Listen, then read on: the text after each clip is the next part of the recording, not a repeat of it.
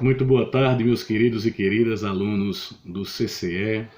É de se lamentar que a gente esteja passando por esse momento que o mundo está enfrentando agora, principalmente para nós que vivemos de sala de aula, cujas as aglomerações não são mais permitidas, tanto legalmente, né, por determinação do próprio governador do estado, do prefeito também, mas até por cuidado uns com os outros, pelo fato de que não sabemos o que é que podemos transmitir diante desse cenário.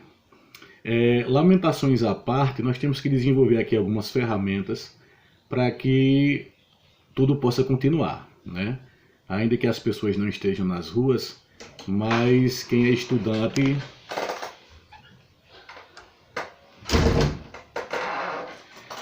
essas coisas acontecem.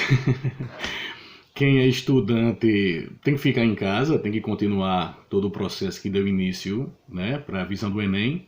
E quem trabalha com sala de aula tem que inventar a sua sala de aula. Então confesso que para mim está sendo um pouquinho difícil esse momento aqui, porque estou de frente de um computador, de frente de um celular, né, passando um calor aqui, diferente da nossa sala de aula que tem ar-condicionado. Estamos aqui tentando fazer alguma coisa que possa sair legal para vocês. Mas confesso que estou sentindo muita falta do nosso olho no olho, da forma com que a gente interage em sala de aula, porque é o que me define enquanto professor. É justamente viver esse olho no olho com um aluno que a gente não está podendo viver aqui. Mas vamos fazer essa primeira exposição, essa primeira gravação aqui da aula de filosofia, né? Logo depois nós temos a continuação do nosso conteúdo de história. E vamos começar a filosofia hoje aqui, já prometendo para vocês que vamos desenvolver uma forma de que isso se aproxime o mais rápido, né, e da melhor forma da nossa sala de aula. Então eu já acho que ainda essa semana a gente faz uma coisa ao vivo, tá? Uma espécie de videoconferência, uma sala de aula que vocês possam interagir também pelo YouTube, eu acho. E que a gente possa ter uma interação melhor. Porque desse jeito aqui, confesso para vocês, é só um aprendizado. Mas vamos lá, vamos começar aqui o nosso conteúdo de filosofia. Bom, nós já analisamos aqui nas aulas anteriores, não em vídeo, mas na própria sala de aula, a filosofia clássica, né? Então passamos por aquele período dos pré-socráticos, em que estudamos inicialmente na sala. Depois fomos para a filosofia do antropo, né, a filosofia do homem, onde destacamos justamente os clássicos, os gregos, Sócrates, Platão e Aristóteles. E assim desenvolvemos de forma isolada em cada aula uma análise sobre cada um deles. Só que eles são clássicos, é evidente. Eles são utilizados até hoje, principalmente por nós ocidentais, como base do nosso pensamento. No entanto, no período posterior, logo após a queda do Império Romano, a filosofia clássica ela passa a ser utilizada como um alicerce, como uma base, onde os próprios pensadores da Idade Média e, claro, da Igreja Católica, eles vão montar o pensamento daquele tempo sobre essas bases, questionando até certo ponto essas bases e, por outro ponto, reproduzindo-as. Tá? Então vocês vão ver muito nessa exposição de hoje base filosófica da Idade Média pautada em Aristóteles, base filosófica da Idade Média pautada em Platão e por aí vai. Vocês vão encontrar, de acordo com as aulas que tivemos, alguns elos que ligam os pensamentos, e vocês vão encontrar também alguns elos que, na verdade, alguns pensamentos que vão entrar em discordância. Mas o que acontece é que durante a Idade Média a Igreja Católica ela detinha, conforme já estudamos em história inclusive, ela detinha o poder intelectual, o poder político, claro, como resultado de tudo aquilo que ela concentrou de poder econômico e poder político, né? Diante disso, ou dito isso, a gente precisa entender um pouquinho o momento anterior para pensar como que a Igreja Católica pôde moldar essa mentalidade desse tempo. Estamos falando da Idade Média e da produção filosófica em questão. Como é que acontece? A gente deve parar para pensar no seguinte, que a Igreja Católica, a partir do século IV, ela vai se apropriar das comunidades cristãs que existiam. Então vamos lá. O cristianismo ele é surgido ali no século I, tá? Logo após a morte de Jesus. E 300 anos depois, quase 400 anos depois, é que vai existir essa instituição chamada Igreja Católica. Antes de existir a Igreja Católica, no mundo antigo existiam centenas de comunidades cristãs. O que acontece é que a própria Igreja Católica, surgindo no século IV, ela vai aglutinar essas comunidades do jeito dela. Deu para entender? Então ela vai fazer o seguinte, quando determinada comunidade que apresenta as suas peculiaridades, as suas características enquanto comunidade cristã, vive numa sociedade com aquelas características daquela sociedade, a Igreja Católica se aproxima daquela comunidade, se utiliza dos princípios, das categorias, dos conceitos daquelas comunidades, dos aspectos daquelas comunidades, e moldam de acordo com o que ela pensa. Quer ver um exemplo? Vê só um exemplo aqui. Vê. Quando uma das comunidades cristãs mais famosas da antiguidade era a escola cristã de Alexandria, o cristianismo de Alexandria. E o Egito se evidenciava, desde tempos ainda mais remotos, pelo culto da deusa Ísis. Perfeito? E o culto da deusa Ísis marcava aquele espaço do Egito ali que vai se instalar a comunidade cristã de Alexandria. O que acontece é que a Igreja Católica, para se tornar evidente naquele espaço e para ganhar mais adeptos para o cristianismo, né, vai fazer o quê? Funda uma comunidade ali e introduz o culto a Maria, né, no caso a Maria, mãe de Jesus, como uma espécie de substituição ao que existia ali do culto de Ísis. Percebem?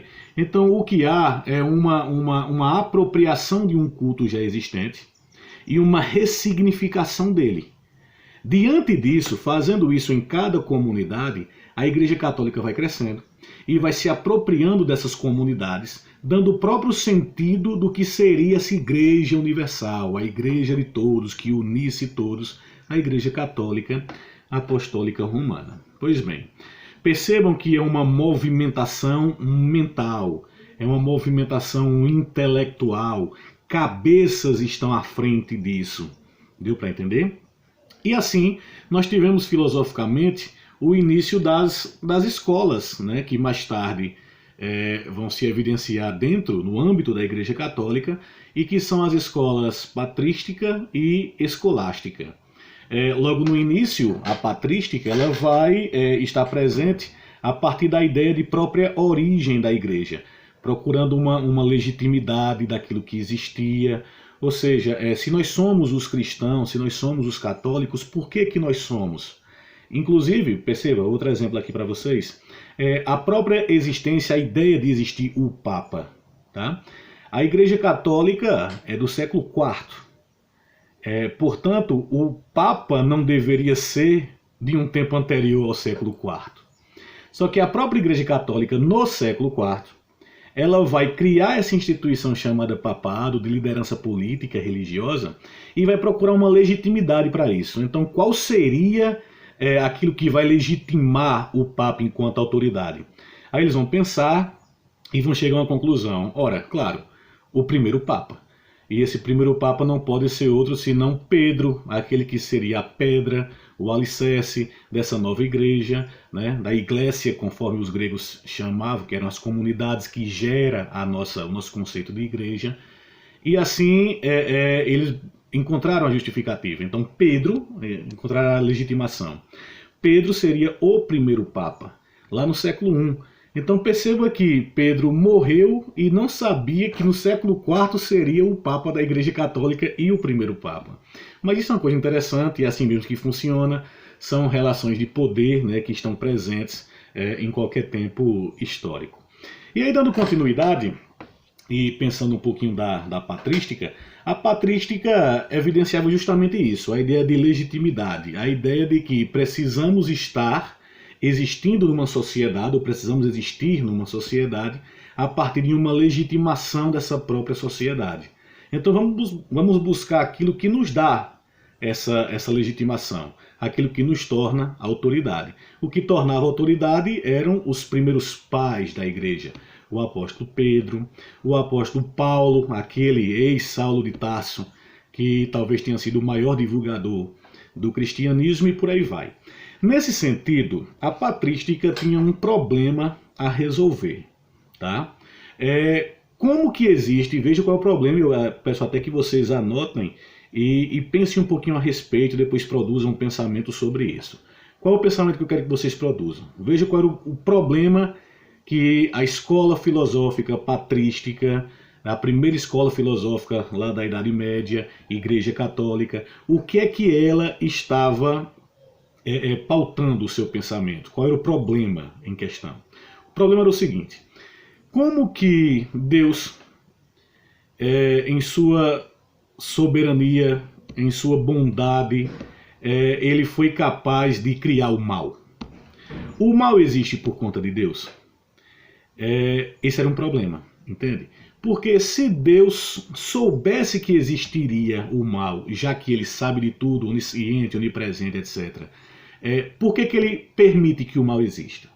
Pois bem, os patrísticos resolveram essa questão pensando da seguinte forma: Deus criou os seres, Deus criou os homens, e deu a cada homem, ou a cada indivíduo, um dispositivo que ele vai chamar de liberdade, o que outros vão chamar de livre-arbítrio. Liberdade ou livre-arbítrio vem a ser no fundo a mesma coisa, certo? Então, o homem, fazendo uso da sua liberdade, ele escolheria entre o bem e o mal. E onde é que Deus entra nessa situação? Deus entraria na forma de permissão dessa liberdade humana, entende? Então, por exemplo, você tem uma frase do Santo Agostinho, né, que introduz a seguinte ideia: homem interior, o homem que traz a sua consciência moral e traz consigo a liberdade, portanto a sua vontade. Se ele traz a liberdade, se ele traz a sua vontade, conforme diz Santo Agostinho, então Deus permite que seja feita a vontade do homem. Percebe? Ainda que nós possamos falar em seja feita a vossa vontade na oração que a gente fala até hoje, né? Que a gente faz até hoje. Mas perceba que, ainda que a gente peça que seja feita a vossa vontade, porque o que impera é a nossa vontade? É justamente pela existência do mal. Se o mal existe e Deus é bondade plena, né, amor, etc., esse mal não teria sido produto dele. Percebe? Esse mal é do próprio homem. E aí o homem se utiliza dessa liberdade, desse livre-arbítrio, para a existência do mal. É uma forma que os patrísticos estavam desenrolando ali, para que se pensasse que Deus não tem nada a ver com o mal. Entende? Então, como o mal pode existir no mundo, já que ele foi criado por Deus, o mundo? E se ele é pura perfeição e bondade, como que o mal pode existir? Percebe? Aí, caramba, que problema é esse que eles estão enfrentando? Qual foi a resposta encontrada por eles? Vamos colocar no homem. Vamos dar uma parada por aqui. E vamos pensar o seguinte. Estamos falando aqui de uma igreja, de uma instituição, que ela está ali no finalzinho da antiguidade, para introduzir o pensamento que vai perdurar por toda a Idade Média, e que eles estão se baseando em algo que já existia anteriormente. E vamos pensar também que o cristianismo, ele nasce em qual espaço no mundo? Ele nasce justamente naquele espaço antigo greco-romano. É Grécia, é Roma.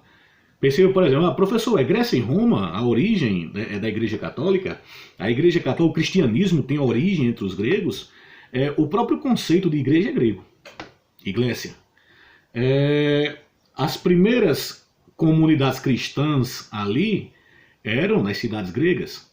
O apóstolo Paulo das famosas epístolas de Paulo, ele circula inicialmente nas cidades gregas, depois em Roma. Portanto, o cristianismo vai nascer naquele centro greco-romano.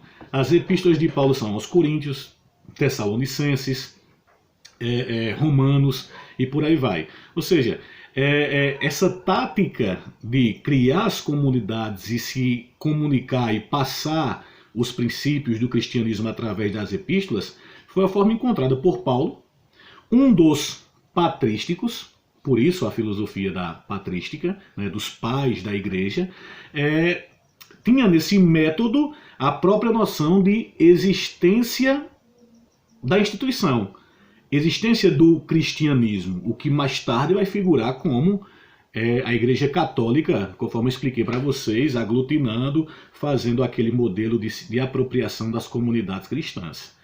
Portanto, a base é greco-romana. E por que essa ideia de que o mal está ligado ao homem e Deus está naquela condição de permitir que o mal exista, porque ele permite que o homem faça uso da sua liberdade? Quer parar para pensar um pouquinho? 10 segundinhos, pensa aí. Consegue? Já chegaram? Não? Pronto, vamos lá. Pega os princípios da religião entre os gregos. Politeístas, né? Claro, os cristãos monoteístas.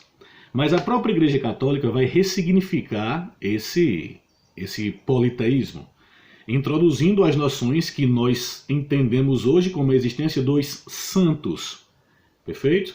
Então, se existe Deus, existe Jesus, e existe Santo Expedito, Santo Antônio, Santo isso, Santo aquilo, é porque nós vivemos uma ressignificação da prática politeísta. Ressignifica-se a prática, introduz aquela noção do Deus único e que todos os outros na hierarquia divina estão ali abaixo de Deus, porque Deus é único, mas os outros todos figuram na condição de deuses, conforme os antigos falavam, mas que agora seriam os santos. Mas e por que essa ideia da maldade no homem? Os antigos, os gregos, ou a religião na Grécia, eles tinham uma noção da divindade um pouquinho diferente da nossa. E para que vocês entendam isso, a gente tem que pensar também a respeito da própria história de Deus. Não a história de Deus enquanto indivíduo, não existe isso, mas a história de Deus enquanto conceito religioso, a divindade. Deus, ele é um Deus amado, é assim que nós o entendemos.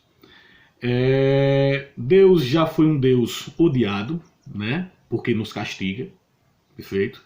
Já foi um Deus de ira, um Deus que tinha a maldade também como algo que lhe identificava, e se utilizando dessa maldade, ele destruía também, certo? Então Deus apresentou na história da humanidade, para cada sociedade, um pouco dessas características aí. Mas como que a divindade era pensada entre os gregos? Existe aquele elemento, né, que explica, até mentalmente falando, por que o sentimento para com Deus vai existir. E a base é a seguinte: nas primeiras sociedades, quando foram pensar essa divindade, eles pensaram, ou seja, se origina a divindade da seguinte forma: tudo aquilo que o homem quer entender e entende, ele entendeu. Se ele entendeu, ele dominou.